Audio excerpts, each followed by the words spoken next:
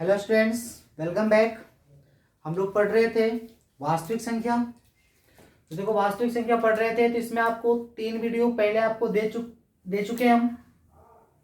अब इस वीडियो में हम पढ़ेंगे 1.2 और उसके आगे। तो देखो 1.2 जो आपका एक्सरसाइज है, तो उस एक्सरसाइज में कैसे कैसे क्वेश्चन आएंगे जी, तो उसके बारे में अपने को सबसे पहले जानना जरूरी है। तो देखिए 1.2 एक्सरसाइज में आपका किताब का 1.2 एक्सरसाइज में जो क्वेश्चन आएंगे वो आपको आएगा एलसीएम फाइंड आउट करना है। एलसीएम का मान, एचसीएफ का मान ज्ञात करने के लिए एलसीएम ज्ञात करना है और एचसीएफ ज्ञात करना है। इस एक्सरसाइज में बहुत ही छोटा एक्सरसाइज है और बहुत ही अच्छा है और बहुत ही इजी है, एकदम इजी है जी। ठीक है, तो अब इसको एलसीएम और एचसीएफ ज्ञात करने के लिए इसमें आपको बोला जाएगा कि अभाज्य गुणनखंडन विधि से ज्ञात कीजिए। तो इसके बारे में सीखेंगे हम। ठीक है, तो आइए सबसे पहले समझते हैं कि इस एक्सरसाइज को करने से पहले बेसिक कंसेप्ट, अगर आपको बेसिक कंसेप्ट क्लियर हो गया ना, तो फिर आप इसके बाद आप धूम मचा सकते हो। ठीक है, आइए समझते हैं। देखो, तो इसमें सबसे पहले जो अपन पढ़ेंगे उसके बारे में थोड़ा सा ध्यान देंगे। बेसिक कंसेप्ट में सबसे पहला पॉइंट जो अपन पढ़ने वाले हैं उसको हम बोलेंगे, वो पॉइंट है आपका भाज्य संख्या। भाज्य संख्या, देखो ये भाज्य संख्या क्या होता है इसके बारे में अपन सबसे पहले समझेंगे। ठीक है, कि भाज्य संख्या क्या होता है। तो जैसे कि आप पहले भी पढ़ चुके हो कि भाज्य संख्या का मतलब ऐसी संख्या जो स्वयं और एक के अलावा किसी और अन्य संख्या से अगर विभाजित हो जाए तो हम बोलते हैं उस संख्या को भाज्य संख्या। ठीक है, तो आइए देखिए कैसे हम लिख सकते हैं इसमें कि ऐसा धनात्मक पूर्णांक, ऐसा धनात्मक पूर्णांक, ऐसा धनात्मक पूर्णांक जो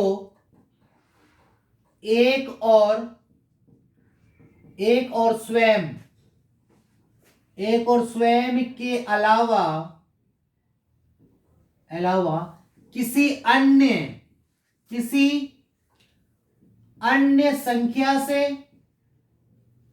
अन्य संख्या से पूर्ण विभाजित हो जाए, पूर्ण विभाजित होती है या हो जाए।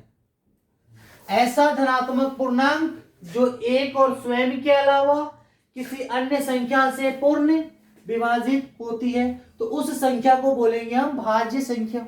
अब कैसे, तो देखें, जैसे एग्जांपल की बात करें हम, जैसे अगर हम बात करते हैं 4, तो देखो 4 किस किस से कटेगा, तो 4 आपको कटेगा जी 2 से। पहले 1 से चेक करो और स्वयं से चेक करो, 1 और स्वयं आ गया, मतलब 4 जो है 1 से भी कटेगा और स्वयं 4 से भी कट जाएगा।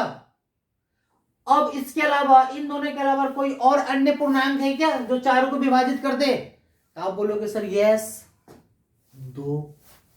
तो देखो ये 2 से क्या हो जाएगा जी आपका विभाजित, तो 1 और स्वयं के अलावा अन्य संख्या से ये 4 क्या हो रहा है विभाजित, तो हम इस 4 को बोलेंगे भाज्य संख्या। क्या बोलेंगे, भाज्य संख्या। समझ पा रहे हो। नेक्स्ट और कोई एग्जांपल लेते हैं, जैसे हमने लिया जी 10, तो 10 को बताओ, तो क्या 10 1 से विभाजित होगा, बिल्कुल होगा। क्या स्वयं से होगा, तो स्वयं से तो होगा ही। क्या इन दोनों के अलावा और किसी संख्या से विभाजित होगा क्या, ये चेक कर लो, तो ये आपका 2 से विभाजित होगा जी, 5 से होगा, अरे हाँ है ना, आप ऐसे भी लिख सकते हो जी, ये 5 से भी हो रहा है, तो इसका मतलब कि 10 भी जो है ना वो कौन सी संख्या कहलाएगा, भाज्य संख्या। तो उम्मीद करते हैं आपको ये समझ में आ रहा होगा कि भाज्य संख्या क्या है। ये इस संख्या का डिफिनेशन आप बचपन से पढ़ रहे हो जी, 5वीं में पढ़ा होगा, 6वीं में पढ़ा होगा, 7वीं में पढ़ा होगा, 8वीं में पढ़ रहे हो, 9वीं में पढ़ा होगा, 9वीं में तो हम भी पढ़ाए होंगे आपको, 10th क्लास में पढ़ ही रहे हो। ठीक है, तो आपको भाज्य संख्या समझ में आ जानी चाहिए, इसमें दिक्कत नहीं होना चाहिए आपको।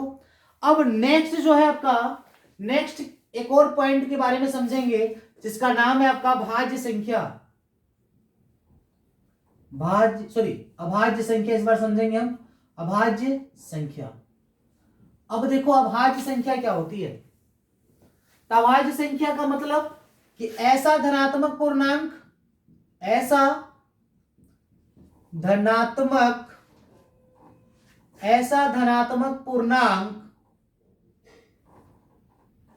धनात्मक पूर्णांक जो एक और स्वयं के अलावा किसी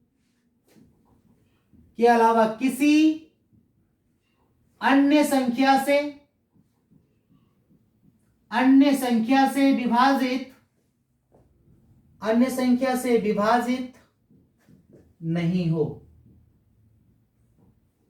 होती है। ऐसे लिखें।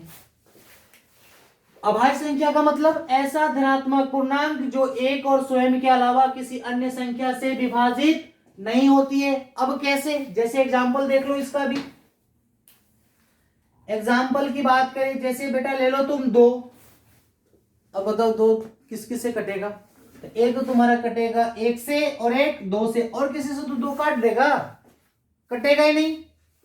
तो तुम्हारा एक रहेगा 1 और स्वयं दिखाई दे रहा है, इसके अलावा ये 2 किसी और से नहीं कटेगा। तो ये तुम्हारा जो 2 है कौन सी संख्या कहलाएगा, अभाज्य संख्या। ऐसे ही बात करें अगर हम 3 की, 3 बताओ, तो ये भी आपका कटेगा स्वयं से और 3 से। 1 और स्वयं से कट रहा है जी 3, तो ये भी 3 किस में आएगा आपका, अभाज्य संख्या में। ठीक है। इसी प्रकार से अन्य और सभी संख्या हो सकते हैं, बहुत ज्यादा संख्या हो सकता है, खूब सारा है जी। किसका किसका एग्जाम्पल है हम आपको, आप तो समझ रहे हो। जैसे अगर हम बात करें एक और संख्या ले लो, जैसे 11, चेक करो तो क्या 11 कट रहा है क्या 1 से, बिल्कुल। स्वयं से बिल्कुल 11 और किसी से कट सकते हैं क्या, तो बिल्कुल नहीं जी। तो 11 कौन सी संख्या कहलाएगा, अभाज्य संख्या।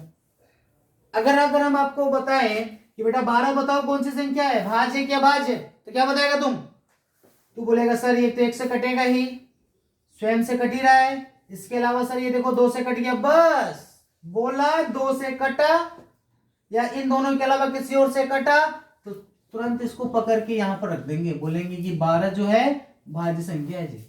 भाज्य का मतलब हो गया कि किसी एक और स्वयं के अलावा किसी और संख्या से वो उसमें भाग चला जाए, मतलब पूरा पूरा भाग चला जाए, मतलब विभाजित हो जाए। ठीक है, चलिए ये पॉइंट अपन समझ लिए। अब हम आगे की बात करेंगे जी। हमने पढ़ा भाज्य संख्या, अभाज्य संख्या। अब हम 1.2 की ओर थोड़ा सा बढ़ेंगे आगे, देखते हैं 1.2 में क्या है। तो देखो इसमें सबसे पहले एक आपका पॉइंट है अंक गणित का आधारभूत प्रमेय। ये क्या है, इसके बारे में समझेंगे हम। तो देखो अंकगणित का आधारभूत प्रमेय के अनुसार इसका एक स्टेटमेंट यह है इसका कि यह कहता है कि किसी भी संख्या को यदि हम अभाज्य गुणनखंड के रूप में लिखें ना, तो उसका जो अभाज्य गुणनखंडन का जो क्रम होगा, वो क्रम के बिना इसको हम नहीं लिख सकते हैं। इसको कोई भी संख्या है, अगर हम उस संख्या को अभाज्य गुणनखंडन करें तो उस अभाज्य गुणनखंडन का एक क्रम होगा, उसके बिना हम इसको नहीं लिख सकते हैं। ठीक है, तो अब कैसे इसका स्टेटमेंट के रूप में क्या लिख सकते हैं हम, तो इसके बारे में हम लिख सकते हैं। ध्यान दीजिए कि प्रत्येक भाज्य संख्या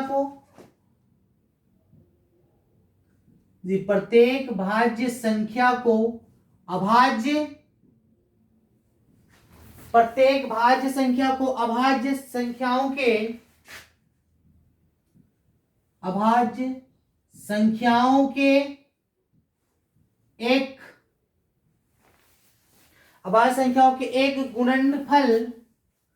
संख्याओं के एक गुणनफल के रूप में व्यक्त। अच्छा, अब इसका मतलब क्या हुआ कि कोई भी संख्या है ना, उसका अभाज्य संख्या के गुणनफल के रूप में, मतलब गुणनखंडन के रूप में, गुणनखंडन। अभाज्य गुणनखंड बोल सकते हो उसको आप,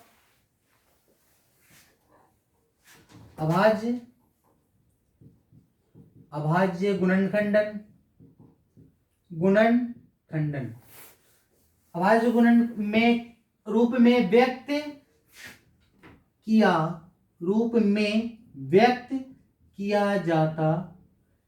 जा सकता हो, किया जा सकता है तथा यह गुणनखंड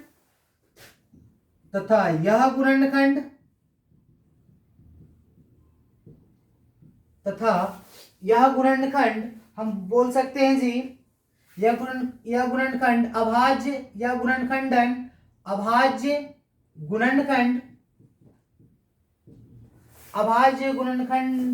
अभाज्य गुणनखंडों लिख दो, अभाज्य गुणनखंडों के आने वाले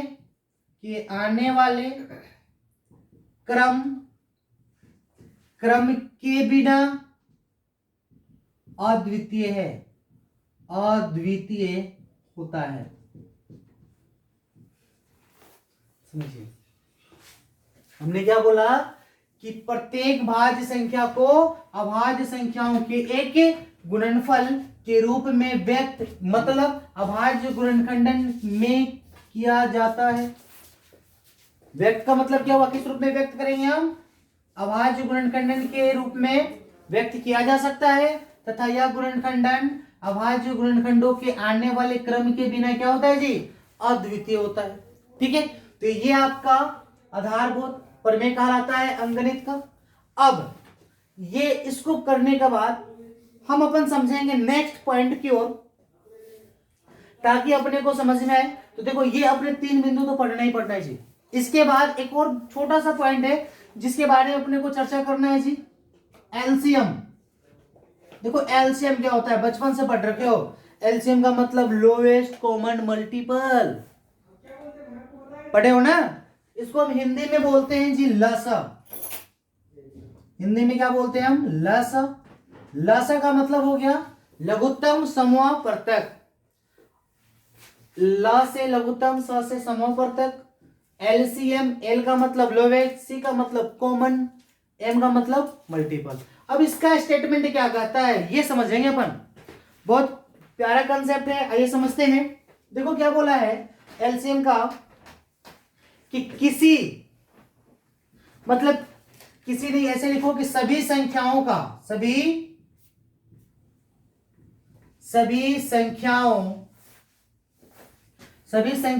के प्रत्येक अभाज्य गुणनखंड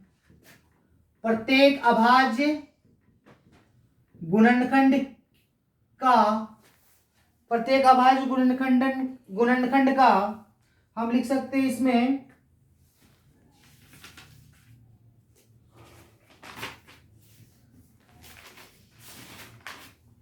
अभाज्य गुणनखंड का सबसे बड़ी घात का गुणनफल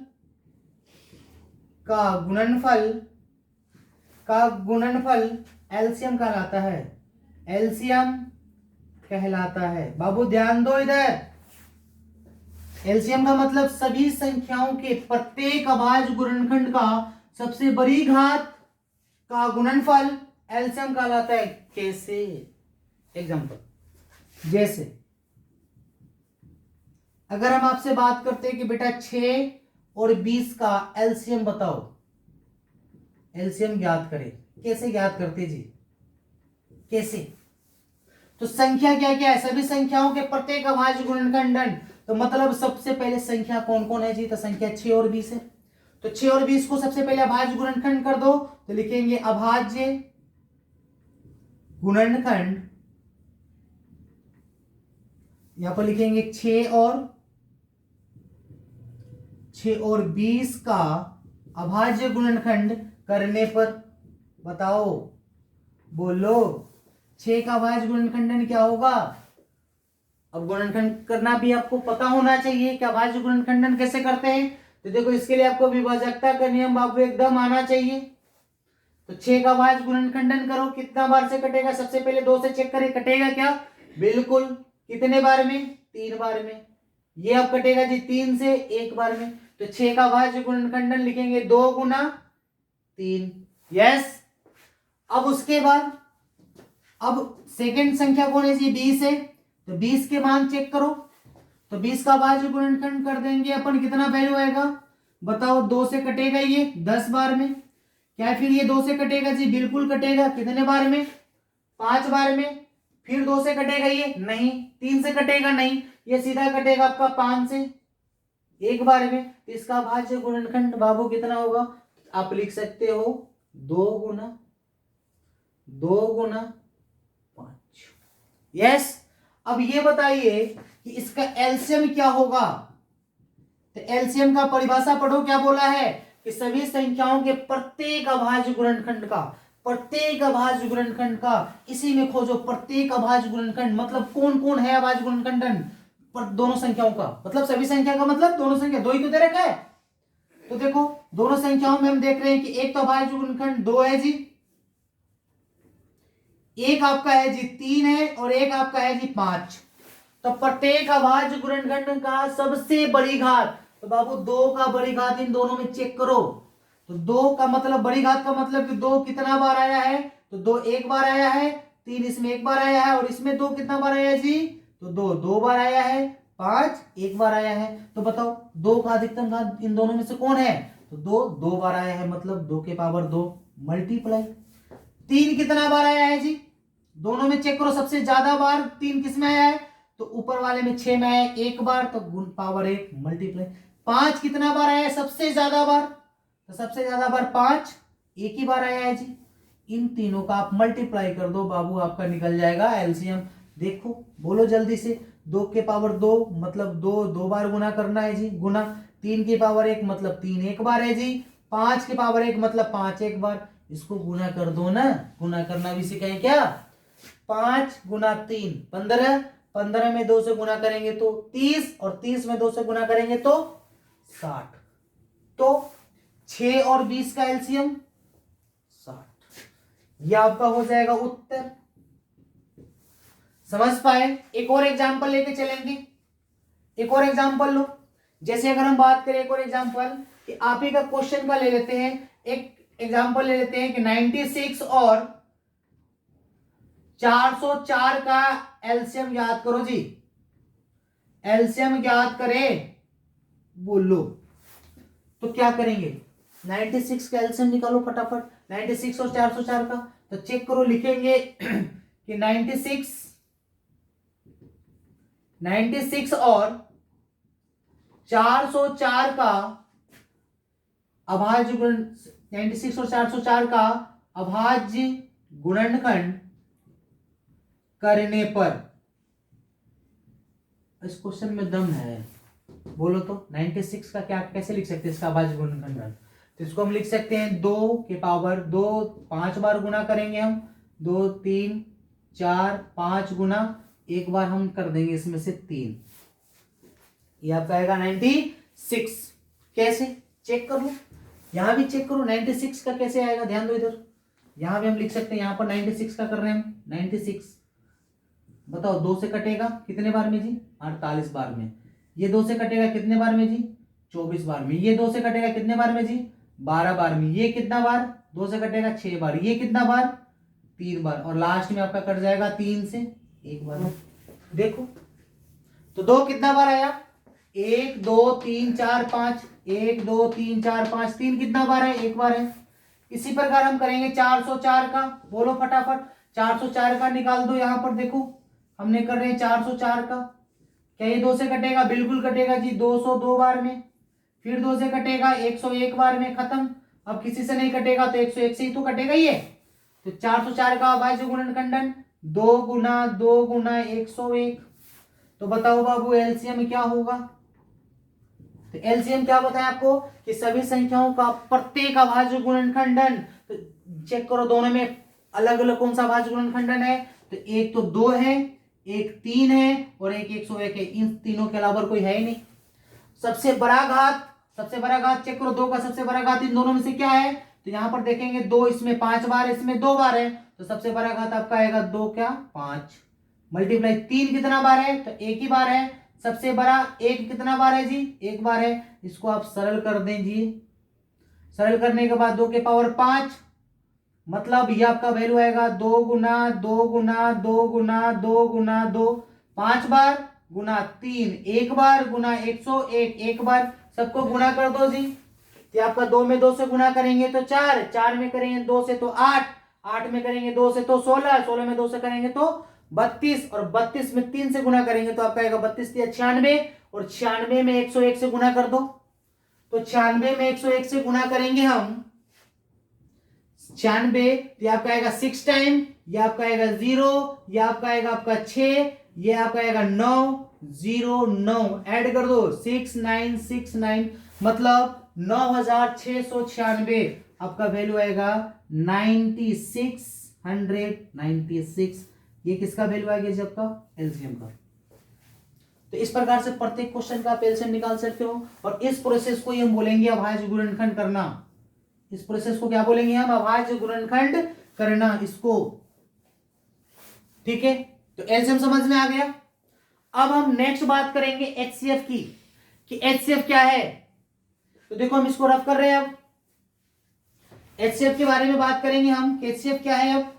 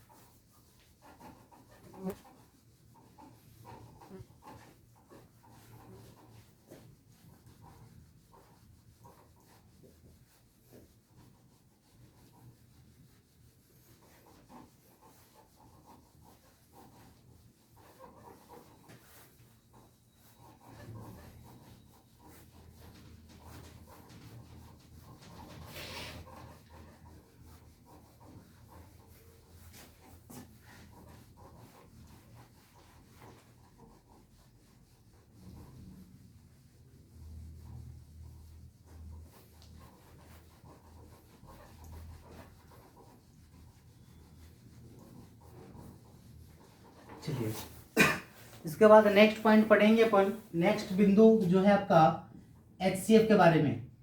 देखो एचसीएफ क्या है, एचसीएफ को बोलते हैं हिंदी में, शॉर्ट में बोलेंगे मस। एचसीएफ का मतलब हाईएस्ट कॉमन फैक्टर। एचसीएफ का मतलब क्या हो गया जी, हाईएस्ट कॉमन फैक्टर। मस, मस का मतलब हो गया महत्तम समापवर्तक। ठीक है, इसका मतलब क्या हुआ, तो ध्यान दीजिए कि सभी संख्याओं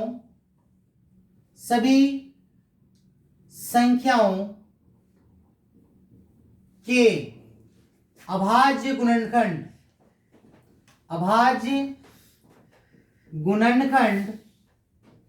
सभी संख्याओं के अभाज्य गुणनखंड की सभी संख्याओं के उभयनिष्ठ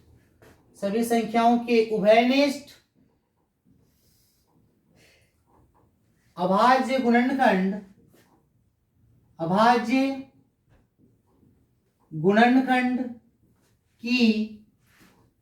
छोटी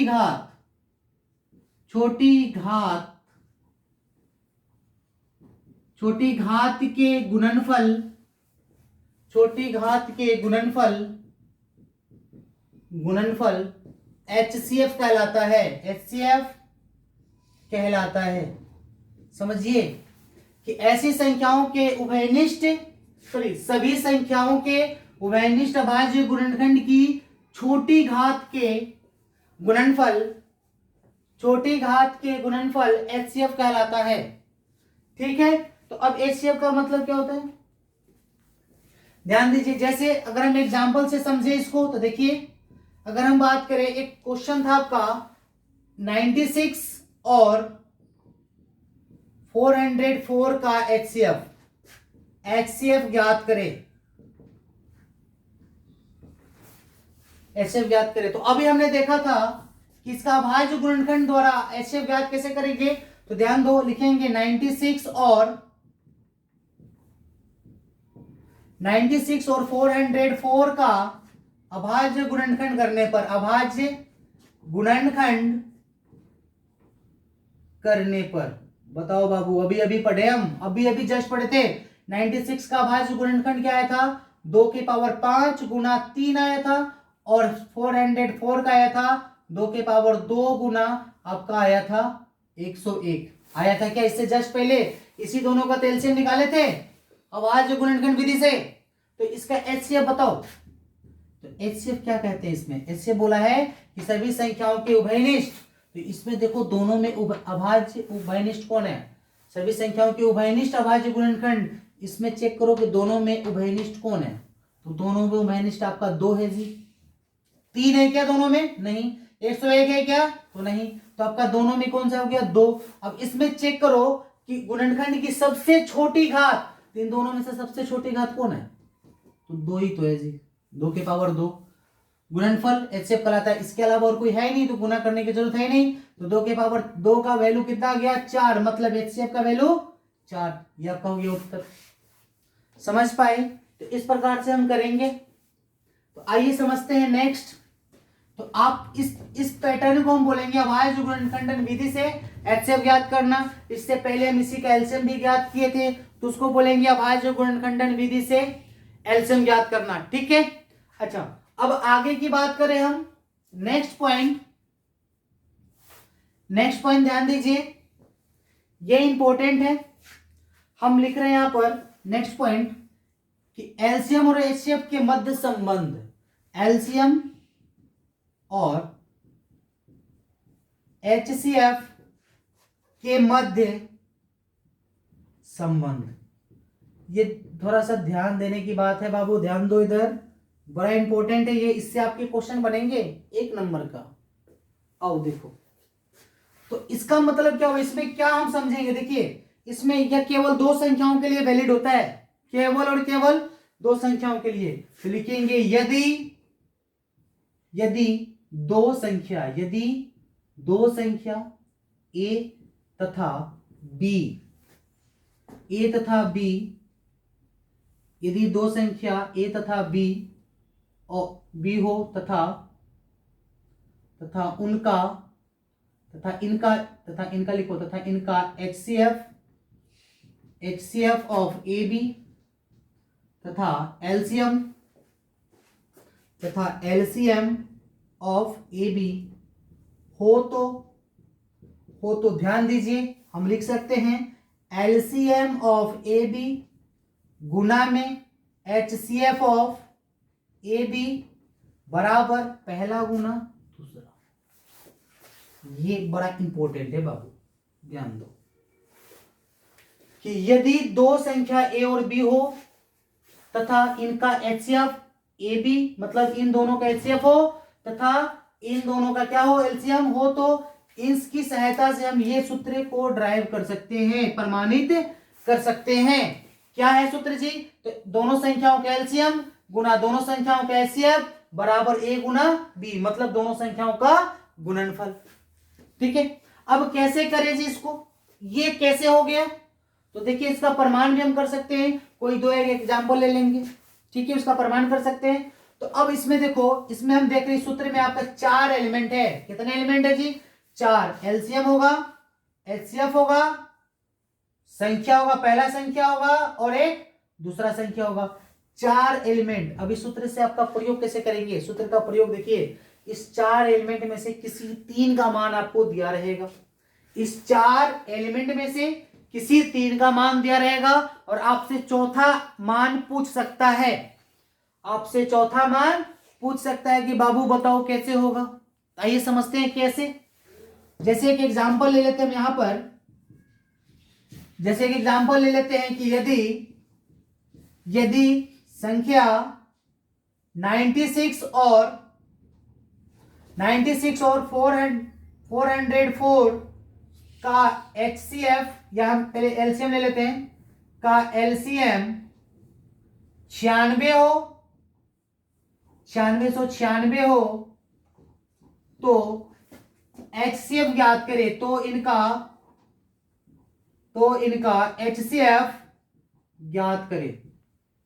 देखो बाबू ध्यान दो, बड़ा इंपॉर्टेंट है। दो संख्या दे रखा है, यदि संख्या एक है 96, दूसरा है 404 और इन दोनों का एलसीएम दे रखा है ये 9996, तो इनका एलसीएम ज्ञात करना है। अब इस सूत्र को चेक करो, इन दोनों को तुलना करके देखो, इस सूत्र को और इस क्वेश्चन को पढ़ के देखो कि इसमें क्या दे रखा है। अपने को इस सूत्र में 4 एलिमेंट है जी, 4 अवयव है। 4 अवयव में से हम आपको बताएं कि किसी 3 अवयव का मान दिया रहेगा, चौथा आपसे पूछ सकता है। तो ध्यान दो, इसमें क्वेश्चन में देखो 3 अवयव दे रखा है, संख्या दे रखा है, दो संख्या है, दोनों संख्या दे रखा है, एलसीएम दे रखा है, अपने को इसका मान पूछा है, तो इसको निकाल दो फटाफट। लिखेंगे हल, देखिए लिखेंगे दिया है, इन दोनों में से किसी एक को पहला संख्या मान लो, तो दिया है पहला संख्या, बताओ 96, तथा दूसरा संख्या जी आपका है 404, तथा एलसीएम ऑफ किसका, तो लिख सकते हैं 96, 404 का जी। अब डायरेक्ट एलसीएम बराबर भी लिख सकते हो, इसको हम ब्रैकेट में रख दिए, इसका मतलब ये हुआ कि ये एलसीएम जो है 96 और 404 का है, कितना है जी, एलसीएम आपका है जी 9696 है। तब HCF ऑफ 96, 404 बराबर वाट, यही याद करना है। तो लिखेंगे हम सूत्र से, लिखेंगे चूंकि हम जानते हैं, लिखो डायरेक्ट, ऐसे एक नंबर का क्वेश्चन पूछेगा सूत्र से, A गुना B बराबर हम जानते हैं LCM of AB Guna HCF of AB, ये अपन जानते हैं जी, ये अपन जानते हैं। अब इसमें वैल्यू रख दो, रखो वैल्यू फटाफट। तो ए का मान लेते हैं 96 है जी, तो हमने ए का मान रख दिया 96 गुना बी का मान 404 बराबर एलसीएम दे रखा है, 96 गुना एचसीएफ, ये मान याद करना है एचसीएफ ऑफ 96, 404। बताओ बाबू इसका वैल्यू जल्दी से निकाल दो। तो देखो ये एचसीएफ निकालना है, तो ये भाग गुना में इसको पक्षांतरण कर दो, इसको इस तरह भेज दें। तो अगर हम इसको इधर भेजा होता तो क्या बनता है, HCF ऑफ 96, 404, इसको इधर भेज दो, तो 96 गुना 404 और बटा में ये इधर आएगा, तो बनेगा आपका भाग में 96।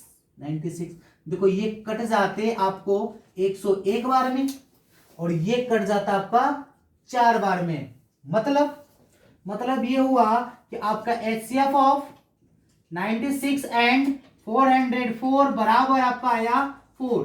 ये आपका ये उत्तर। देखो इससे पहले अपन HCF जो निकाले 4 ही तो था क्या, तो आप ऐसे भी क्वेश्चन कर सकते हैं, ठीक है। इसी का सेकंड टाइप का क्वेश्चन भी पूछ सकता है कि आपको प्रमाणित करने के लिए बोलेगा कि दो संख्या है जी, उसका एलसीएम निकालो, उसका एचसीएफ निकालो और उसको प्रमाणित करो। तो इस सूत्र पर रखकर उसको हम एलएचएस और आरएचएस का मान निकाल देंगे, यही उसका हो जाएगा प्रमाणित, ठीक है। चलिए अब नेक्स्ट की बात करते हैं हम। अब एलसीएम और एचसीएफ के मध्य संबंध हमने देख लिया। एक नोट समझो, नोट इंपॉर्टेंट है बाबू, इसको हम हटा रहे हैं।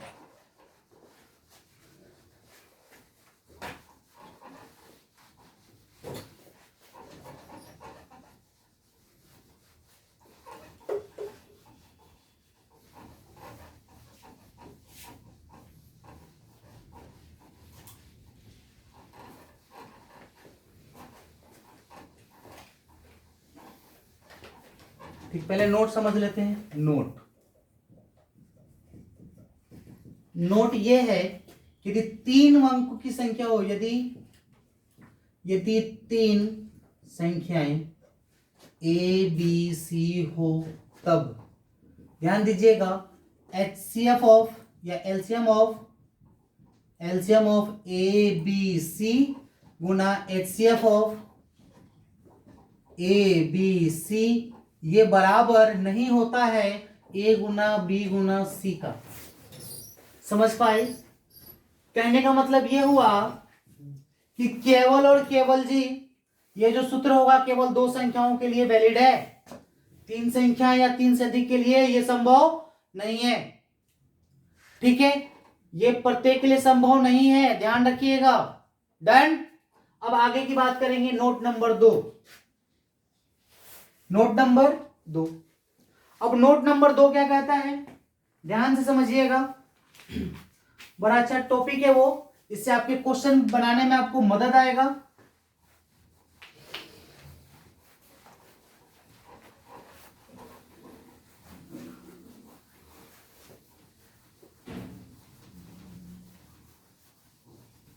आओ जी, देखो नोट नंबर 2 समझेंगे हम कि किसी भी संख्या के, ध्यान दीजिए, किसी भी संख्या p के लिए, किसी भी संख्या p के लिए, किसी भी संख्या p के लिए, या हम बोल सकते हैं किसी भी संख्या p के पावर n के लिए, जहां n एक प्राकृत संख्या हो, n एक प्राकृत संख्या हो, n के लिए जहां p एक प्राकृत संख्या हो, n के लिए, किसी भी संख्या p के पावर n के लिए, यदि p का गुणनखंड, n एक प्राकृत संख्या हो और p एक धनात्मक पूर्णांक हो, p एक यहां लिख दो, तथा n तथा p, n व जहां p n एक प्राकृत संख्या हो, तो लिखेंगे यदि p के लिए यदि p का अभाज्य गुणनखंड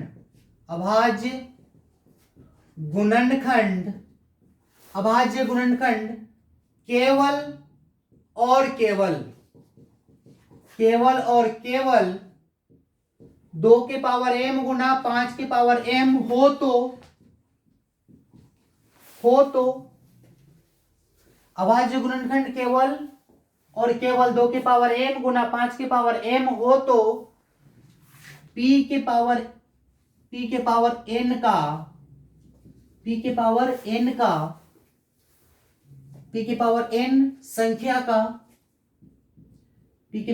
संख्या शून्य पर समाप्त होगा। ध्यान दीजिए, शून्य पर समाप्त होगा। अगर ये नहीं होगा तो शून्य पर समाप्त नहीं होगा, केवल और केवल ये होना चाहिए जी, केवल और केवल ये। ठीक है, अब कैसे एक एग्जांपल ले लेते हैं। जैसे अगर हम बात करें कि अगर आपको 4 के पावर n बोला है और बोला है कि क्या ये कभी शून्य पर समाप्त होगा, n का मान कुछ भी रख दो, बोलेगा क्या ये कभी n पर, ये इसका वैल्यू 0 पर समाप्त होगा क्या, या इसका वैल्यू कभी का अंक 0 हो सकता है क्या? तो देखोगे कैसे, तो ध्यान दो, n एक प्राकृत संख्या है, तो अगर हम इसका मान रखें, n का मान रखने पर, n का मान 1 2 3 डॉट डॉट डॉट रखने पर क्या आता, समझिए। हमने 4 के पावर 1 रखता तो कितना वैल्यू आता, 4 के पावर 2 रखता तो आपका आ जाता 16, 4 के पावर 3 रखता तो आपका वैल्यू कितना आ जाता जी, 16 64, 4 के पावर 4 रखता तो आपका आता 256, ऐसे डॉट डॉट डॉट बढ़ते जाता। तो देख पा रहे हो इसका वैल्यू कितना आ रहा है, या तो 4 या तो 6। इसी प्रकार से एक और क्वेश्चन ले लेते हैं, जैसे 6 के पावर n होता तो, यहां बोलते कि 10 के पावर n होता तो, इसके लिए चेक करो, तो n का मान इसमें भी रखो, n का मान 1 2 3 डॉट डॉट डॉट रखने पर क्या वैल्यू आता देखो। तो इसमें बोल सकते हैं 6 के पावर 1 रखता तो 6 के पावर 2 रखता तो कितना आता 36, 6 के पावर 3 रखता तो इसको गुना करके लिख दो, 6 6 36 और 6 18 और 3 21 216, ऐसा कुछ होता है। ऐसे बढ़ते जाओ, इसमें करो n का मान 1 2 3 डॉट डॉट डॉट रखने पर क्या वैल्यू आता? 10 चेक करो। 10 के पावर 1 बराबर 10, 10 के पावर 2 बराबर 100, 10 के पावर 3 बराबर 1000। ये ऐसे बढ़ते जाता है, ये भी बढ़ते जाता। तो अब देखो तीनों क्वेश्चन में देखिए क्या अंतर है। तो हमने एक कंडीशन बताया था कि किसी भी संख्या p के पावर n के लिए जहां p और n एक प्राकृत संख्या हो, यदि p का अभाज्य गुणनखंड केवल और केवल इस रूप में हो तो p के पावर n संख्या शून्य पर समाप्त होगा। चेक करो 4 है, 4 n और p के पावर n में तुलना करेंगे तो p का मान कौन है? n दोनों में घात में है तो 4 की जगह p है, तो p का मान हो गया आपका, देखा जाए तो p बराबर आपका हो गया जी 4। तो अब इसमें बोलो देखा गया है कि यदि p का अभाज्य गुणनखंड, तो p इस 4 का अभाज्य गुणनखंड कितना आएगा? 2 गुना 2 ही तो आएगा। केवल इस रूप का हो तो क्या इस रूप में ये दोनों शामिल है क्या? दोनों के पावर समान होना चाहिए। क्या शामिल है? क्या शामिल? इसको हम लिख सकते हैं 2 के पावर 2। क्या इसमें 5 के पावर 2 शामिल है? ये शामिल है जी नहीं। तो क्या ये मान 0 पर समाप्त हो रहा है क्या? नहीं।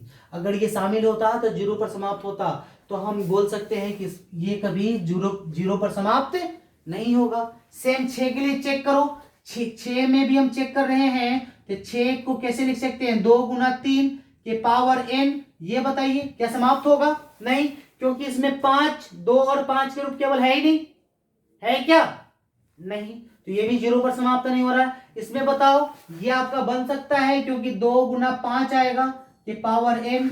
चेक कर लो जी, चेक कर लो 2 और 5, इसके भी पावर 1 है, इसके भी पावर 1 है। देखो दोनों में m समान है, 2 और 5 दोनों में है। इसका मतलब ये होगा कि इसका प्रत्येक n पर इकाई अंक देखो 0 आएगा, आता। तो ये नोट है, या आपके क्वेश्चन में भी हो सकते हैं, आपके क्वेश्चन भी है इसका। ठीक है, तो इसका हम एक स्टैंडर्ड डिफिनेशन के साथ इसका कारण कैसे बताएंगे कि होगा कि नहीं होगा, इसके बारे में हम समझते हैं। देखिए इधर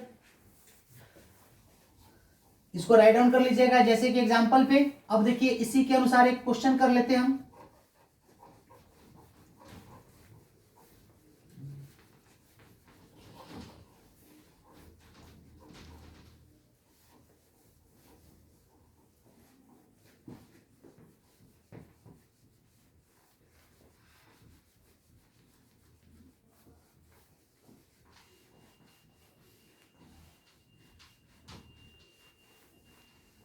देखिए इसी पर आपका क्वेश्चन है, आप ही का किताब का एग्जाम्पल नंबर 5। देखिए बिल्कुल यही क्वेश्चन था, एग्जाम्पल नंबर 5, आप ही का किताब का एग्जाम्पल नंबर 5।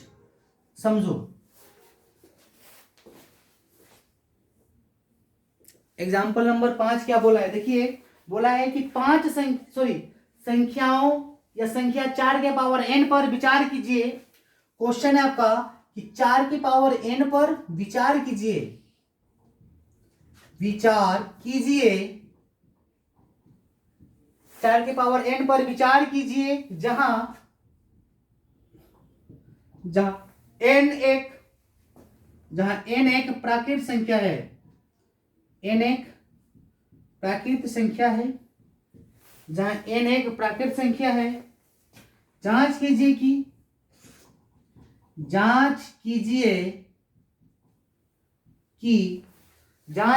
कि क्या संख्या 4 की पावर n, जांच कीजिए कि क्या n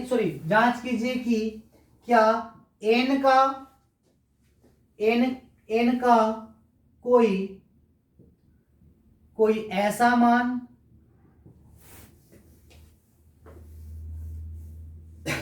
जांच कीजिए कि n का कोई ऐसा मान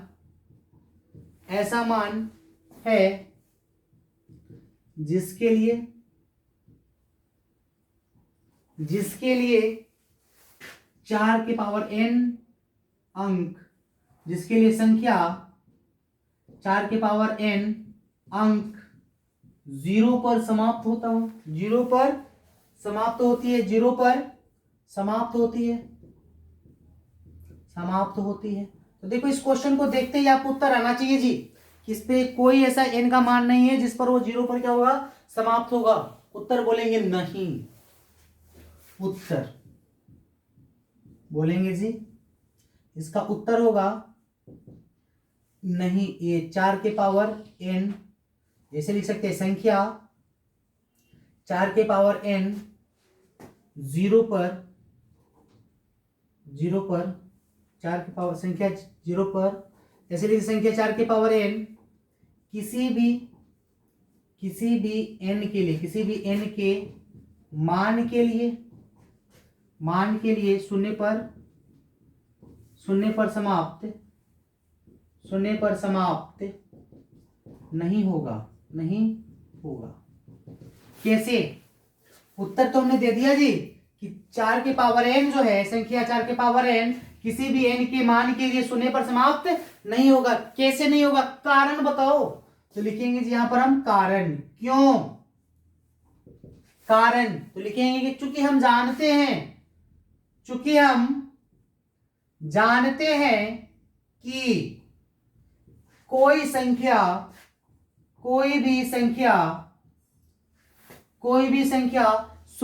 कोई भी संख्या का इकाई अंक शून्य तभी होगा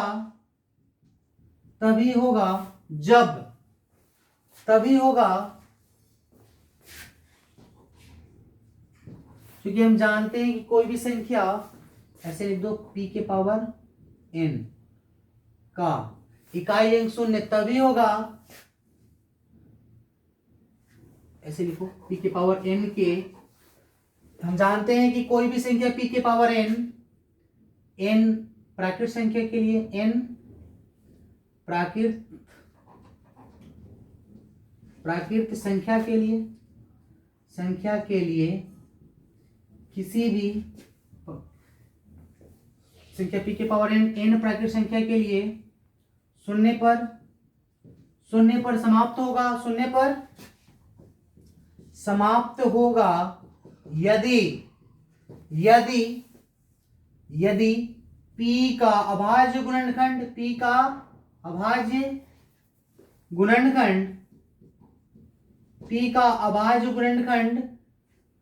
केवल और केवल 2 के पावर m गुना 5 के पावर m के रूप का हो, ठीक है, हो। परंतु हम पाते हैं, परंतु यहां चेक करो, 4 के पावर n बराबर कितना है, 2 गुना 2 के पावर n लिखेंगे, परंतु यहां पर हो गया, इसलिए 4 का अभाज्य गुणनखंड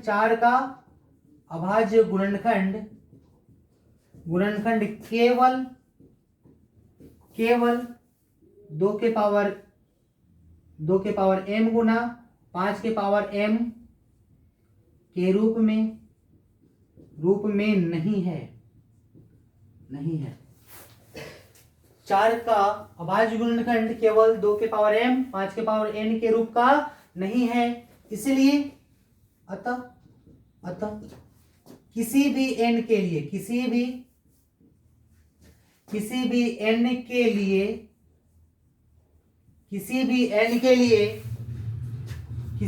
के लिए 4 के पावर n का अंक शून्य, 4 के पावर n का इकाई अंक शून्य नहीं होगा। और यही आपका हो जाएगा उत्तर। अगर आपको सिद्ध करना होगा तो सिद्ध भी लिख सकते हो, ठीक है। तो इस प्रकार का क्वेश्चन था, समझ पाए। तो अब देखो नेक्स्ट इसी प्रकार का एक और क्वेश्चन है आपका एक्सरसाइज 1.2 का, शायद क्वेश्चन नंबर 5 या 6 होगा, देख लीजिए। एक्सरसाइज 1.1 का क्वेश्चन नंबर 4 है जी, 1.2 का ये एग्जांपल था। इसी प्रकार से एक और क्वेश्चन है 1.2 का क्वेश्चन नंबर 4। उस क्वेश्चन में क्या बोला है, बिल्कुल यही क्वेश्चन है कि जांच कीजिए कि क्या किसी प्राकृत संख्या n के लिए संख्या 6 के पावर n अंक 0 पर समाप्त हो सकता है। बस यही स्टेटमेंट लिख देंगे, उसका भी आंसर हो जाएगा। तो देखो इसी पर है आपका सेम क्वेश्चन, क्वेश्चन को लिखते हैं या आप लिख लीजिएगा, ठीक है। देखिए क्वेश्चन है आपका नेक्स्ट,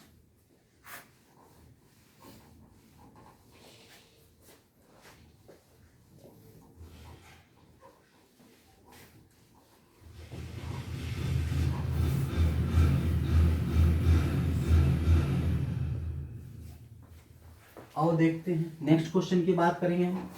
क्वेश्चन नंबर इसी का है 1.2 का क्वेश्चन नंबर 4। देखो क्या बोला है कि जांच कीजिए कि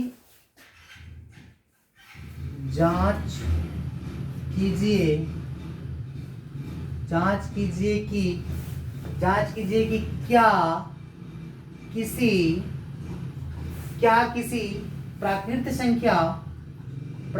संख्या n के लिए संख्या 6 के पावर n अंक शून्य पर समाप्त हो सकती है, शून्य पर समाप्त हो सकती है। जांच करके देखो, जैसे अपन 4 के लिए किए थे बिल्कुल वही स्टेटमेंट है जी। चेक करो, ये भी नहीं होगा क्योंकि इसका अभाज्य गुणनखंड चेक करो, 2 गुना 3 आएगा क्या, 5 के पावर 2 के पावर m और 5 के पावर n का रूप का है क्या ये? नहीं, तो हम बोलेंगे ये भी 0 पर समाप्त नहीं होगा। बस वही है, संख्या लिख दूंगा यहाँ पर कि 6 के पावर n किसी भी n के मान के लिए शून्य पर समाप्त नहीं होगा। कारण हम जानते हैं कि कोई भी संख्या p के पावर n प्राकृतिक संख्या के लिए शून्य पर समाप्त होगा यदि p का अभाज्य गुणनखंड केवल और केवल 2 के पावर m गुना 5 के पावर n के रूप का हो। परंतु यहाँ 6 के पावर n जो है 2 गुना 3 के पावर n के रूप में आ रहा है, तो लिखेंगे इसलिए 6 का अभाज्य गुणनखंड केवल 2 के पावर 5 गुना 5 के पावर m 2 के पावर m गुना 5 के पावर m के रूप में नहीं है। अतः किसी भी n के लिए 6 के पावर n का इकाई अंक शून्य नहीं होगा। उत्तर। अब जैसे इसके बाद आप एग्जांपल भी दे सकते हो, 6 के पावर 1 कर देना, इसका आंसर आएगा 6 के पावर 2 कर देना, उसका आंसर आ जाएगा 36। जैसे इससे पहले आपको एग्जांपल करके बताए थे, तो इस प्रकार से आपका आंसर हो जाएगा। तो क्वेश्चन ये आपका एक्सरसाइज का भी क्वेश्चन हो रहा है। अब बात करते हैं अपन एग्जाम्पल और एक्सरसाइज की। आइए देखते हैं एग्जाम्पल और एक्सरसाइज में क्या क्या है क्वेश्चन, कैसा कैसा है जी। बहुत प्यारा प्यारा क्वेश्चन है जी, देखो इधर।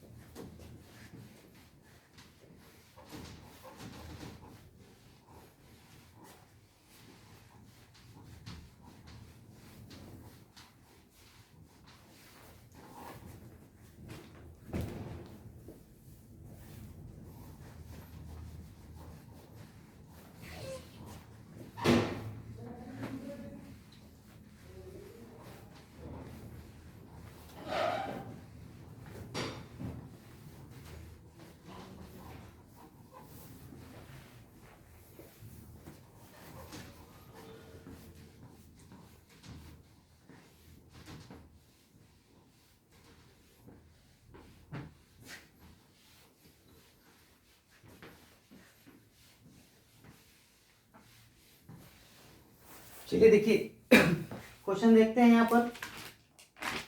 एग्जाम्पल नंबर शायद ये 5 से स्टार्ट है, एग्जाम्पल नंबर 5 कर लिए थे अपन। उसी एग्जाम्पल नंबर 6 बोला है कि संख्याओं 6 और 20 के अभाज्य गुणनखंड विधि से एचसीएफ और एलसीएम ज्ञात कीजिए। ये भी क्वेश्चन अपन इस वीडियो में कर चुके हैं, देख लीजिएगा वहां से। नेक्स्ट है एग्जाम्पल नंबर 7 के अभाज्य गुणनखंड विधि द्वारा 96 और 404 का एचसीएफ ज्ञात कीजिए। ये भी क्वेश्चन कर चुके हैं जी हम। उसके बाद है उदाहरण नंबर 8 की संख्या 6, 72 और 120 का भाज्य गुणनखंड विधि द्वारा एचसीएफ और एलसीएम ज्ञात कीजिए। आइए देखते हैं। एग्जाम्पल नंबर है जी 8, बोला है कि संख्या 6 72 और 120 का अभाज्य गुणनखंड द्वारा एलसीएम व एचसीएफ ज्ञात करें। आओ देखो समझते हैं। देखो इसमें क्या है, बहुत सिंपल क्वेश्चन है, लिखेंगे हल। दिया गया संख्या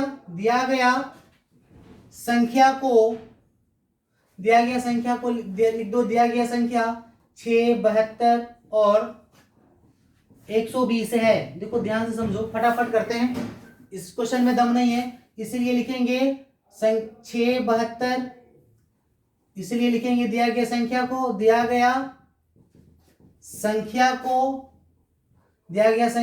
72 और 120 का अभाज्य गुणनखंड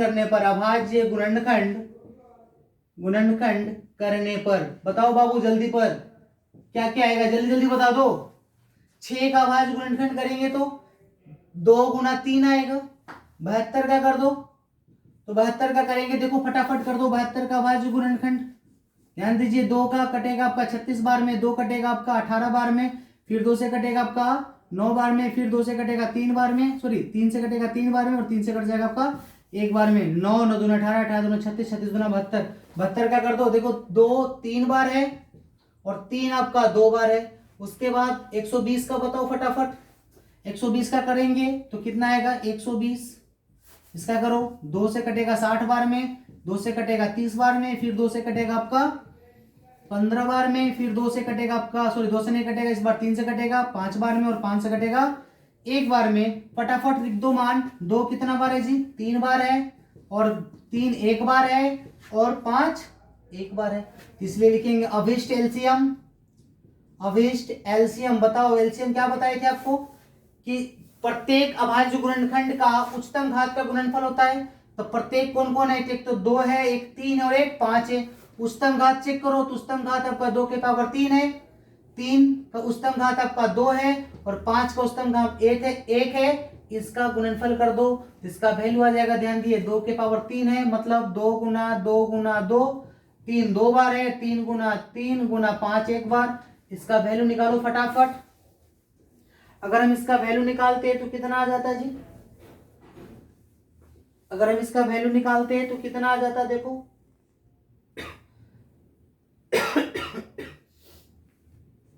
इसका वैल्यू आ जाता है आपका, 2 में 2 से गुना करेंगे तो 4, 4 में 2 से गुना करेंगे तो 8, 8 में अगर हम 3 से गुना, 8 में अगर 9 से गुना करते तो 72, और 72 में 5 से गुना करते तो आपका आ जाता 360। यह आपका हो जाता उत्तर। मतलब इन दोनों का, इन तीनों का एलसीएम 360, और तथा लिखेंगे तथा अभिष्ट एचसीएफ। बताओ जल्दी से।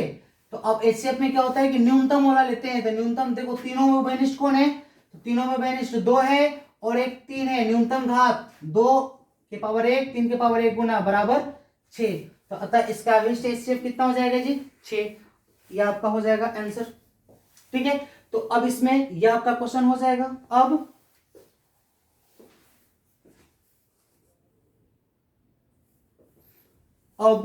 अब देखिए, अब इसी प्रकार से आपके एक्सरसाइज में पूरा क्वेश्चन है। हमें नहीं लगता कि अब आपको बताने की जरूरत है, आप क्वेश्चन कर सकते हैं। एक क्वेश्चन नंबर है आपका 6, भाज्य संख्या के बारे में बोला है, आपको वीडियो में बता दिए हैं। क्वेश्चन नंबर 7 में आप एचसीएफ निकाल लीजिएगा, आपका क्वेश्चन पूरा एक्सरसाइज कंप्लीट हो जाएगा। ठीक है, चलो मिलते हैं नेक्स्ट वीडियो में। धन्यवाद।